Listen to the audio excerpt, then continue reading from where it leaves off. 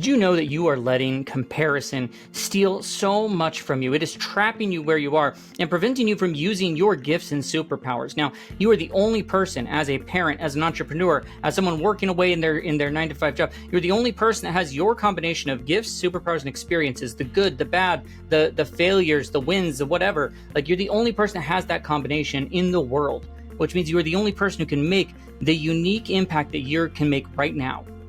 And you're being trapped by this idea of comparison. It is stealing your superpowers away from you. And we get caught up in this idea of like, we're ordinary, we're everyday, I'm just doing what I'm doing. And that traps us so much. And so I want to help unpack that for you, because I've worked with so many different parents and entrepreneurs and people who are working with their jobs, getting stuck in this area. And I want to share that with you so that you can start to see a greater impact in your life and the life of those who you come in contact with the most, people you care about the most. Now, I know I used to think that like my story, like what I had, like didn't matter much at all, like because it wasn't dramatic enough. I wasn't an overnight success. I had no viral crazy moments. I wasn't like rags to riches or anything. Like it was just me. Like I just figure things out and I make mistakes and I learn as I go. But every time I personally would go on like social media, I watched other people posting these like polished wins and like picture perfect milestones and like places I want to go and type of person I feel like I want to be. And I had that little voice in my head and it got louder and louder over time. And you may have felt this as well, like where it's like, man, your story isn't special enough. Your gifts aren't impressive enough. You've got to become more extraordinary before you can matter. You need to do more. People are gonna think you're a fraud or whatever. So what I did is I started to perform, and we all do this. We put on that performance mode for where we are in that moment. I tried to look more successful than I felt. I hid all the messy parts. I would edit myself as much as I could.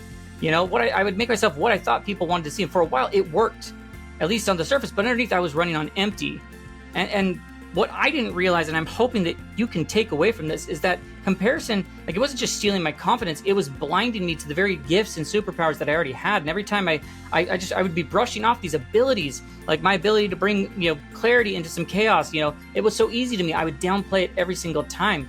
My gift of being able to connect people, because it didn't look impressive at all. Like I was filtering things out that didn't help me see how extraordinary the things I had, or being able to live with as much, enjoyment and fulfillment and delight in my life, because I was looking past these things. So the superpowers, maybe the things I was searching for, things I wanted to bring out in my future, like they weren't waiting for me in my future. Like I was operating with them every day. They were just hidden in the everyday moments that I was dismissing as nothing. And so that's what we're diving in today. The comparison trap that is actually stealing your superpowers, and why your ordinary story, where you are, what you've been through, the ups, the downs, the wins, the bads, whatever, like it is extraordinary with what it is. And it's what people need, because these things that are so effortless to you, they're the things that we just overlook, but they're the things that people value so much. Comparison, it has trained us to think of things backwards. It's taught you to chase what looks impressive while ignoring what's actually powerful and what naturally comes authentically to you or easily to you. And so let's look past that. Let's give you some strategies, some tactics that you can do as a part of that. Now, I want to say welcome to the Giver Method channel. I forgot to say this at the beginning of the video. My name is Jake Talbert. I'm the founder, I'm the author. Here, I've got a copy right here of the book, The Giver Method. Right now, I'll put a link in the description. You can get it on Amazon. It's available, and right now it's available for, it's got a discounted price. You can get it for as low as $1.99. I highly recommend you go get yourself a copy. What we're talking about with comparison, with finding your gifts and superpowers, everything is founded here in this book, okay? And it's designed for people like you, because I'm a parent, I'm an entrepreneur, I've been in that corporate sea of cubicles, and so everything in here, the exercises, action items, everything is designed for people like you and me, so that we can do it in our day-to-day lives without having to burn everything down. And if you've ever looked at your life and you've thought to yourself like, man, I'm just ordinary, I'm nothing special, or whatever, like, here's what I want you to know: you are.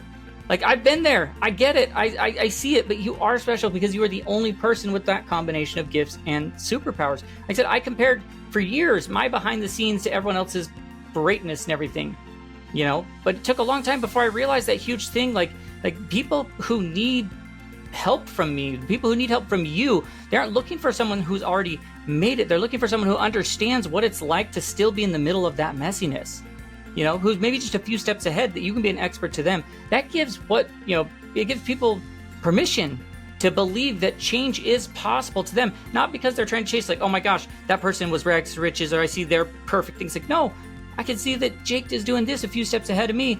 I can get there too. And there's tons of data that backs us, tons of research and science that back this up. Stanford had this thing called a storytelling project where they found ordinary, relatable stories create more than 3 times the behavior change than some sort of impressive success story.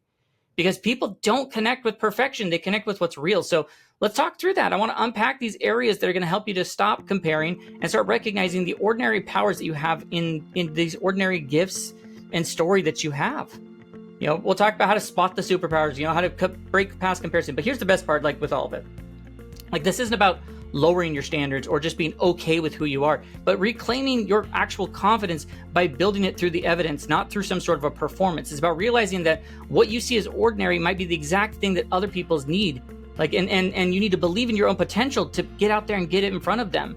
And so if you've ever felt stuck or exhausted in burnout, from trying to prove your worth or be in that performance mode to people, then today, this is your permission slip right now to stop that. Stop the performance mode. Start engaging from who you actually are, because your story, the ordinary one, it isn't a limitation. It's a launch pad to all the things you could go and do. And like I said, if you want to dive deeper into it, then use the link in the description or pause the video, go to Amazon, get yourself a copy of The Giver Method. You can also find us on all the social medias, Facebook, TikTok, Instagram, under the handle of The Giver Method. Go follow us. Comment on the videos over there. Check us out at thegivermethod.com, get on our newsletter list, see other free resources we have. Check out our programs and such. Speaking of programs, if you're looking for one-on-one help, helping to uncover and start using your gifts in a very real way, then check out the one-on-one coaching page that we have down below. It might make sense for us to talk about getting you into one of our coaching programs.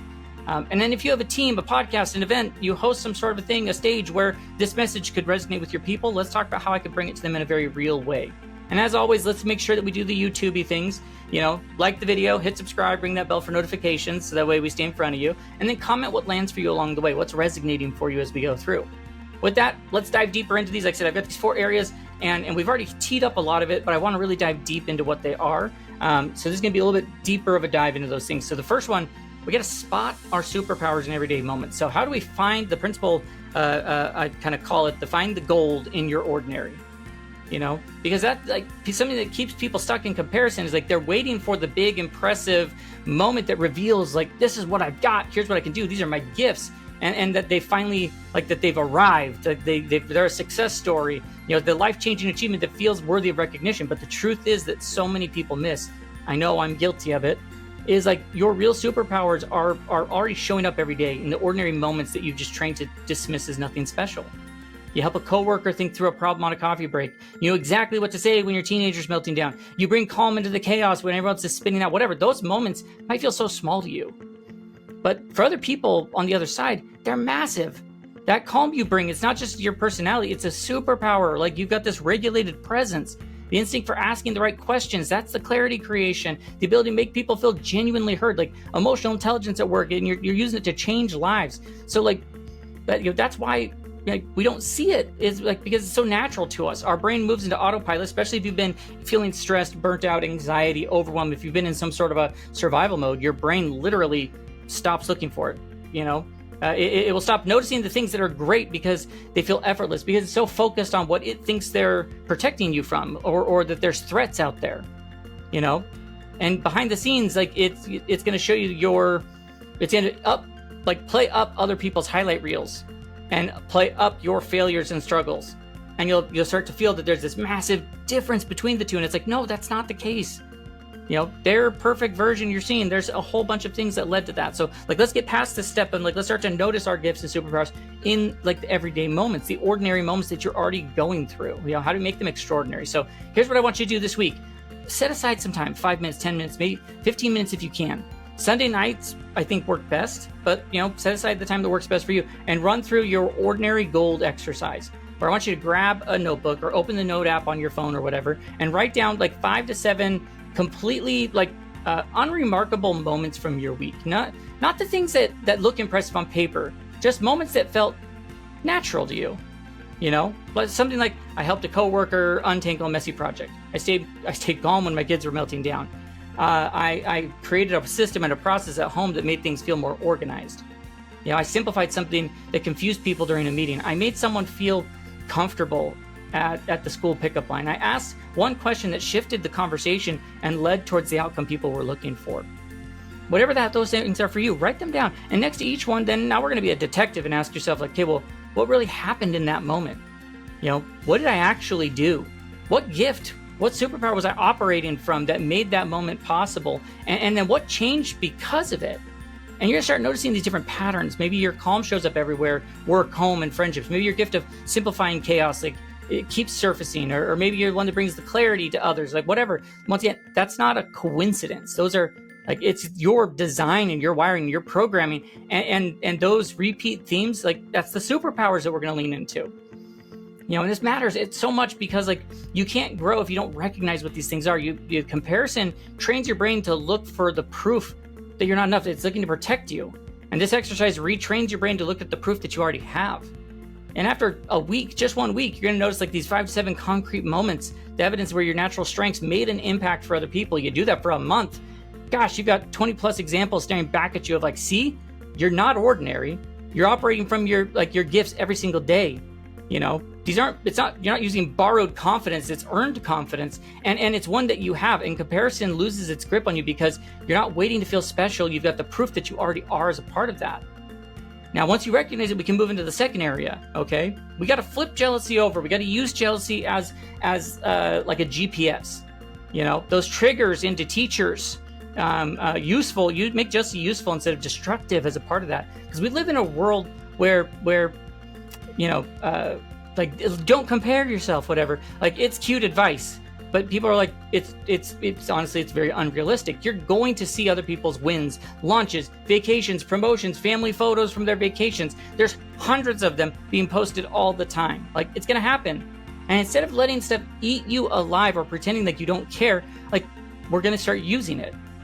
You're going to reframe it. Comparison isn't proof you're behind. It's the signal. It's saying, hey, that sting of envy, it's your GPS saying hey, there's a desire here that maybe you haven't named it yet. You don't know what that thing is. Like the goal isn't to go copy someone else's path because you can never fully walk the same path. We can walk similar paths. That's why I love being a guide to people through our coaching, is because I can tell you like, hey, the path I walked is this, and I've seen similar things along the way, but your path is unique. And so you can't compare yourself to theirs. You can't try to model exactly what they do because your path is different. You have to decode what's your response. It's trying to tell you something about your next step. So here's what I want you to do. There's 3 questions that you can do when you're starting to feel that. There's a quick scan, okay? So the first thing is like you name the trigger and you want to get very specific. What exactly set you off? Was it their flexible schedule? Was it their confidence on camera? Was it the recognition of their work? Was it creative freedom or reach or financial margin or blah, blah, blah, fill in the blank? What is the thing that triggered you? And then one sentence like that you're going to write out that's like, hey, I felt it when I saw blank because of blank, like whatever that may be. I saw it because Jake had that amazing family vacation, and that's because I want to be able to get my family, be in a financial stability where I can do it. Whatever, like just write out those sentences for it.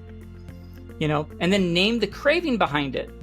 What's exactly that? Like, what did you want that you revealed? Like, I want the flexibility because I want more to be more spontaneous and have more margin. I want visibility. I want to be seen for using my gifts and be recognized for that. I want acknowledgement, proof of my work matters. I want the ease, less chaos, clearer boundaries. I want to be creative and I want a space to make things original. Whatever.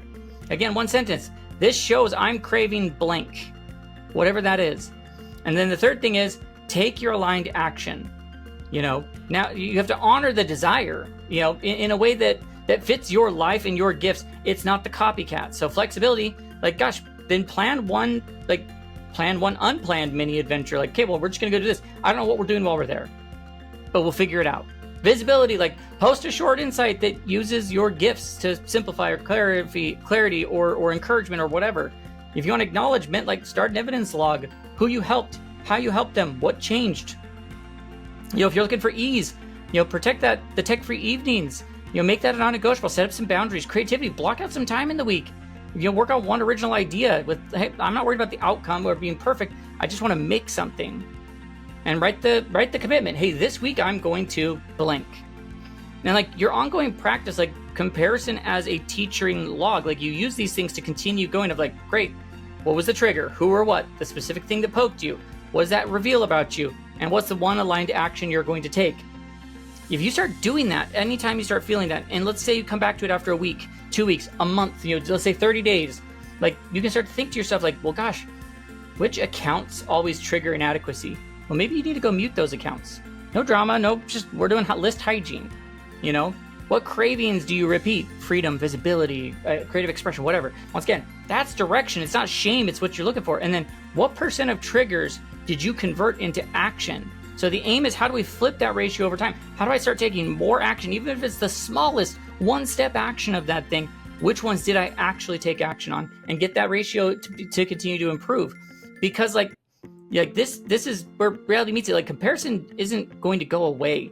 But if you start to just treat it like data, not a verdict, it stops stealing confidence and starts pointing you towards the life that fits you. And you move from like, man, they have what I don't, to like, man, they just help me name what I want and help me identify the first step I'm going to take towards that thing. Jealousy can become one of the most useful tools you have, because you're not trying to, it's a smarter approach to finding the things that you have the desires to go do. And that takes us to the third principle, okay? You have to redefine the wins. You got to build your own scorecard, you have to escape borrowing standards that don't fit what your natural design and programming and wiring are. Because that's the sneakiest reason comparison keeps you stuck, is you're comparing yourself to others. You're measuring yourself by standards that were never yours to begin with and don't align with your wiring and programming. You picked up someone else's definition of success, maybe from social media, your industry, your parents, from an overachieving friend, whatever, and you made it your measuring stick. And then you wondered why hitting those milestones don't feel fulfilling. Why you're always exhausted, why you're chasing those goals that don't actually fit your life. That's why you never defined it as your own scorecard. The burned out dad that's chasing the next promotion to keep up with his college friends, the mom who is secretly comparing her family's chaos to everyone else's highlight reels. The entrepreneur who hit all the business milestones but feels completely disconnected from the purpose of why they started. Once again, these aren't failures. You have borrowed standards. That's what the problem is. And the truth is, comparison only hurts when you're measuring by someone else's scorecard. Like, once you create your own, and you're using the thing we just talked about of like that feeling as data to then push you forward. And once you create your own, like based on your actual values and your gifts, like their success stops being a competition, and it's just noise or fuel or data points. Like, it's like, oh, cool, I can see what they're doing, and I'm going to use that for my own good. And so what you want to do for this one is set aside some time, and you want to put maybe together a personal progress, reset. And grab a notebook or whatever, a note app, whatever. And you want to basically, we're going to strip out what doesn't fit and rebuild the definition of success from the inside out that fits you. And so the first thing you do is like, hey, spot borrowed standards. That's one of the biggest ones. You look at the areas in your life where maybe you feel behind. Maybe it's your career or your business. Maybe it's a parenting or a relationship. Maybe it's your health or a lifestyle, whatever. Pick 3 things that you feel you're behind, that you're not executing at the level. And then write out like, okay, well, what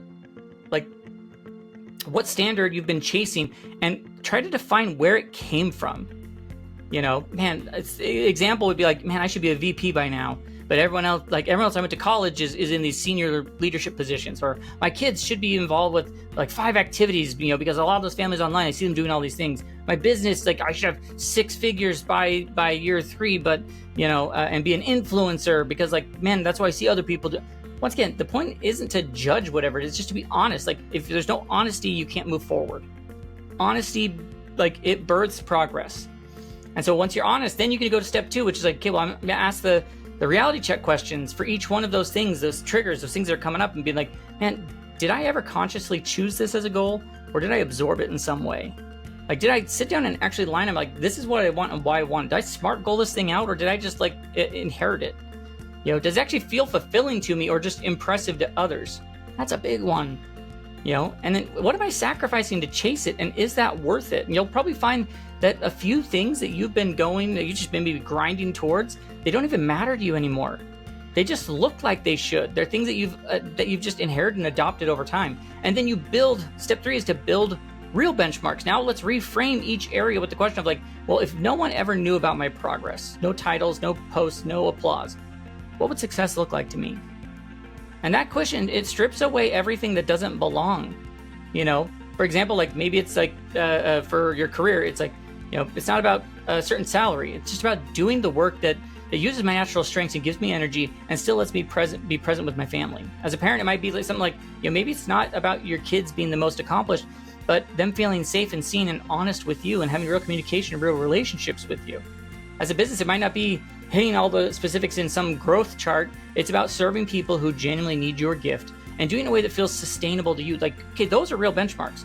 Those are ones that then fit your design. And then step 4 here is like you create markers that you can actually measure. You're gonna write out maybe 3 to 5 of these markers in each area that, that shows progress based on your new definition. So example could be like, hey, at the end of work days, like one of my benchmarks, one of my markers is like at the end of most work days, I'm feeling more energized than drained.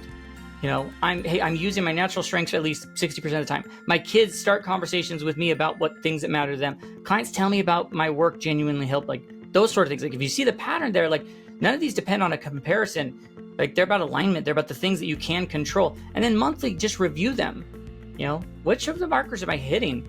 Where am I slipping back into someone else's standards? Does this version of success still feel true to me? Because you will evolve over time. Your definition will evolve. And the key is that like you're the one defining it, so just continue to evolve with it. Set the new benchmarks, the new standards that you're going to go for. Because comparison thieves, like, gosh, it's going to come steal from you when you're chasing standards that don't belong to you. But success that you defined, that are in your alignment with you. Once again, it's not applause. Other people's achievements stop threatening yours, and you stop running like their race, and you start building a life that fits your own design. This shift, like, it will reduce comparison. It removes the comparison power completely, because like you're measuring yourself to your own benchmarks. You're not trying to run a race that you were never meant to run. Now it takes us to the 4th and final area I want to cover. Okay, now this is you own the real and your ordinary story in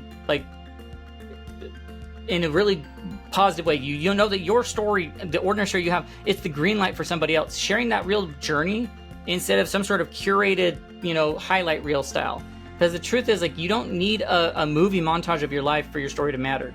You just need to be authentic and honest and be there for the people around you. People don't move because of perfection. They move because someone like them went first. And they can see how they fit into that. Tons of scientific data backs this up, that relatable, down-to-earth stories spark way more behavior change than the shiny highlight reels. And once again, like, not in a little more, but a lot more. Because like when you like sound superhuman, folks admire you. But when you sound human and you show progress along the way, they join you. They want to be with you. Parents, entrepreneurs, employees, all of you, like, your day-to-day isn't just ordinary. It's the exact proof someone else needs to believe in change is possible. A real schedule, real bills, real kids that refuse to put their damn shoes on, like all of those things. People need to see that part of you. And so what I want you to do is I want you to first, like, you're going to do a quick story dig. You're going to spend 20, 30 minutes where you're going to, start typing out or write out a page where, hey, I'm going to draw a timeline of the last 3 to 5 years. I'm going to look for 4 points. There's the start, the struggle, the shift, and now. The start, like, where were you really? Like, overworked, distracted, second guessing yourself, numbing with late night scrolls. Great, that's the start. That's where I was. The struggle, what was hard on an average Tuesday? Like, I missed moments. The goalpost kept moving. Once I hit blank, then I'll be present. Like, these are the things I was going after. Then the shift, not lightning bolts, the tiny choices.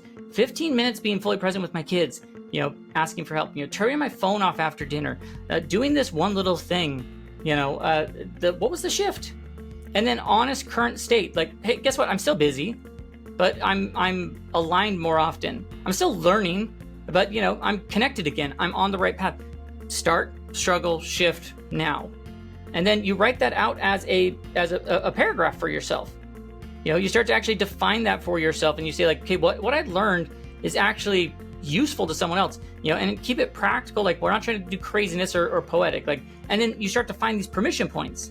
You look for moments in your story that give other people a pass to begin. Like, man, I was exactly where you are.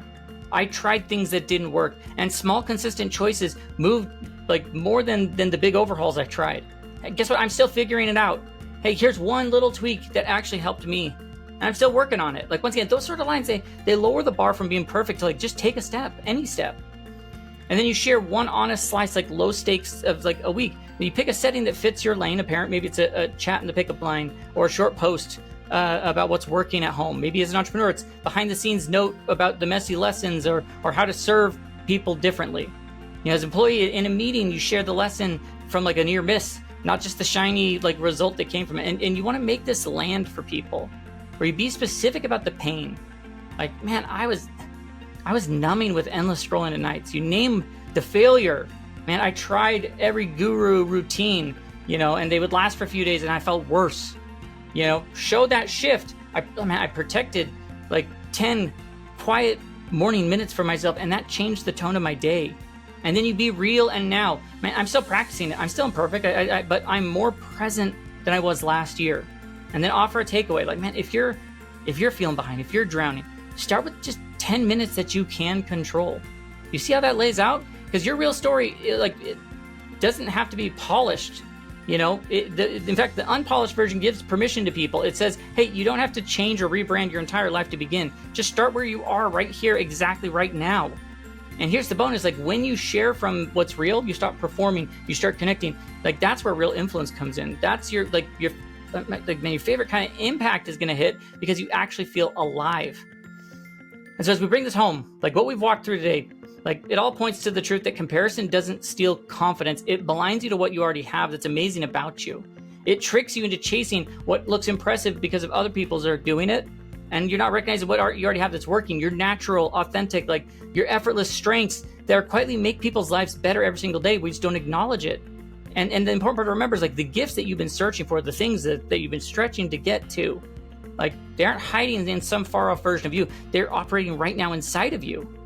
In a way that you show up, the calm you bring, the clarity you give, like whatever, like the presence that makes people feel like all those things, that's not small.